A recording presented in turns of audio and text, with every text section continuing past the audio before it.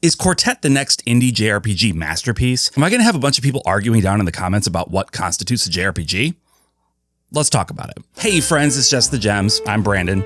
Quartet is a long-anticipated indie game from Something Classic, a small developer and publisher who previously brought us Shadows of Atom. I hadn't played that earlier game, so I came into Quartet not really having much in the way of expectations one way or the other, aside from knowing that I love the gorgeous pixel art. What I walked away with is a feeling of intense nostalgia mixed with a sense that I just experienced something truly new and exciting. So let's talk about why Quartet works and why you need to, at the very least, have this game on your radar.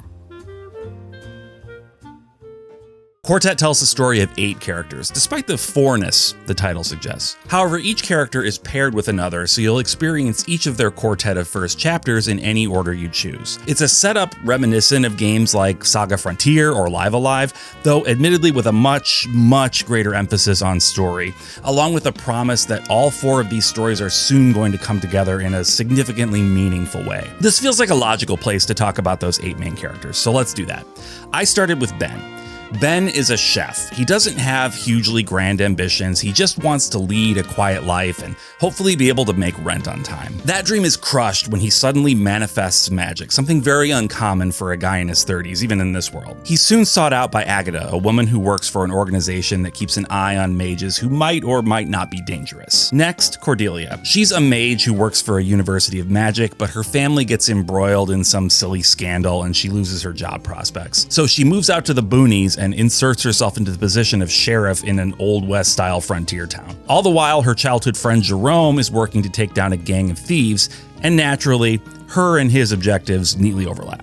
Next is Nikolai. He's a sergeant in the military, and his country is going to war with a group of people they refer to as barbarians. When they find themselves having to firebomb a city full of innocent people, Nikolai starts to have second thoughts. He runs into a robot named Zikaron who doesn't say much, but who clearly has some secret greater purpose. And finally, there's Alexandra. She's a tech-savvy kid in her late teens who's been dividing her time between caring for her family's shop along with her uncle and looking after her comatose mother. Her brother Alvin is involved in some dirty dealings around town, which he ropes her into, and she finds herself having to flee. On her way out of town, she meets Juna, a Europhant, or a hippo. She's basically a magic-talking hippo. But the two of them make their way out of the city together in the hopes of returning Juna to her herd. This is an eclectic bunch of characters, for sure. They couldn't be more different, in fact, but learning the way in which all of their stories come together was extremely cool, and it makes me a little nervous to talk about the story particulars. I'll just give a really broad overview of the setup.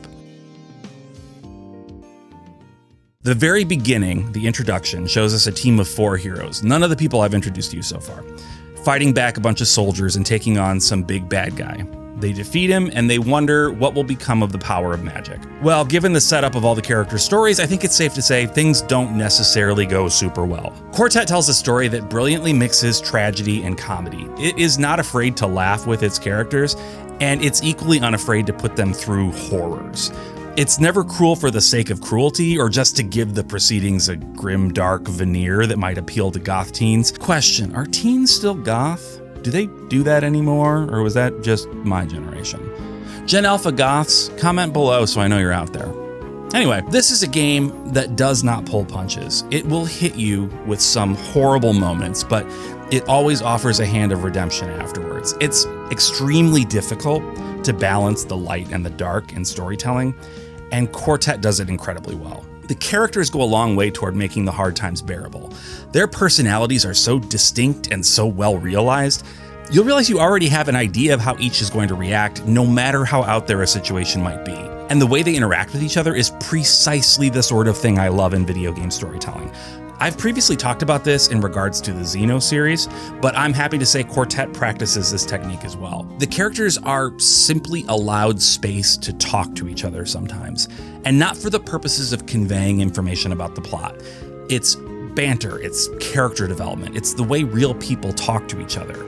The only downside is the briskness of the plot means there isn't as much of this as I would ideally want, but it's enough to make you feel connected to these characters. The world is also super interesting, and again, even though the game isn't overly long, I finished it in around 20 hours, having done most everything, I think. It still manages to convey useful and interesting facts about how the world works. It even addresses some questions I always have in the back of my mind when I'm playing JRPGs, like why are there just a bunch of super aggressive monsters out there in the world attacking random travelers all the time? Sometimes it even incorporates those explanations into the gameplay itself. Like, for example, if I have 8 people in my party, why can't all 8 of them be out front and attacking at once? In this case, it's because canonically, they all need time out of the line of fire to recharge their magic, which makes sense in universe and also is what happens in the gameplay.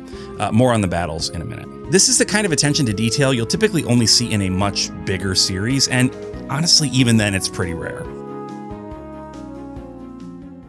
Okay, the combat. This is one area where I think some people are going to be a little critical, but only because of what Quartet doesn't do. It doesn't have convoluted break systems. It doesn't let you, say, charge up attacks for multiple rounds or stack multiple attacks like Bravely Default or Octopath Traveler. It's not making you master any esoteric systems to just get through every random battle. It's straightforward turn-based combat. All those different types of more complex systems I mentioned aren't bad. I've enjoyed a lot of them myself. But Quartet uses a more intentionally pared down system that focuses on the basics. There's a timeline on the side of the screen showing turn order. When a character's turn comes up, you can have them attack, use a skill, use an item, or run away. Different attacks might affect the turn order in various ways, just like it does in games like Final Fantasy X or the Trails series. Hit an enemy with a certain special move, and they might be delayed by a few turns. Cast a spell that increases a character's speed, and watch them jump forward in the order. Speaking of casting spells, Quartet uses a stamina percentage system to handle all special attacks. Each character starts with 100% stamina by default.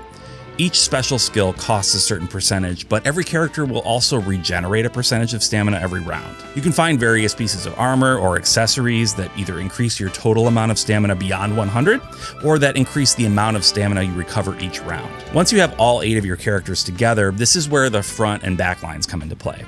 Only characters in the front line are seen and attack. Those in the back are fully on standby. However, while back there, they still recover that percentage of their stamina every round, and the game helpfully lets you know when a back row character's stamina has fully recovered. On any character's turn, you can swap them out for someone in the back row with no penalty. You can even do it multiple times if you change your mind about who to swap to, and you can still perform your attack. Having a generous swapping system, along with the stamina recharging system, makes it much more feasible to fully utilize everyone in the party. I'm someone who typically sticks with one group of characters in a game, but in Quartet, it was so effortless to switch between them, I did it all the time. Each character has a bunch of unique moves, and they gain more as they level up and as the story progresses. That's another reason to use each character consistently. Most characters specialize in only 1 or 2 types of spells and attacks, so in order to hit enemy weaknesses, you'll want to bring in the best character for the job. It's worth noting that the battles are actually a lot of fun, and they don't get monotonous. There aren't random encounters at all. There are a set number of enemies on each map, and you run into them to initiate conflict. I kind of wish they had moved around a bit more. For the most part, they just kind of sit within choke points in the environment to gate your progress, but that's a real small gripe. Plus, it keeps you from ending up under-leveled, since you'll have to defeat at least the minimum number of enemies per area to advance. Characters advance along a set path that you can't deviate from, but you can customize them to an extent with accessories. Just like in Final Fantasy VI, every character has 2 accessory slots that you can use to give them different abilities. Some accessories block certain status effects or increase your strength or magic, basic stuff like that. Some increase your experience and money, and some do more interesting things. My favorite character is Agata. I love her design and her personality and the way she's the only character to fight with 2 weapons. That means every time she attacks, she essentially swings twice. By the end of the game, I had decked her out with 2 different accessories that I found off the beaten path in dungeons. One lets her attack twice every round, which means 4 attacks per turn. The other makes her attacks affect all enemies. This means every time I hit attack, each enemy on the screen is getting smacked 4 times. I love stacking effects like that in JRPGs. Now, it's balanced out by the fact that her base attack stat is not the highest. However, there are hidden tomes around the world that can permanently increase a particular stat. I just fed all of the strength tomes directly to Agata, and by the end of the game, she was pretty impressive. That's the other thing about the combat. Each character is so unique in how they play. Agata is super agile and physical, whereas Ben, for example, is the character who most relies on the luck stat that I've seen in any game I've played. His spells are capable of critting, which isn't the case for anyone else. And beyond that, his most powerful move, called Zap Zap, attacks random enemies between 2 and 5 times.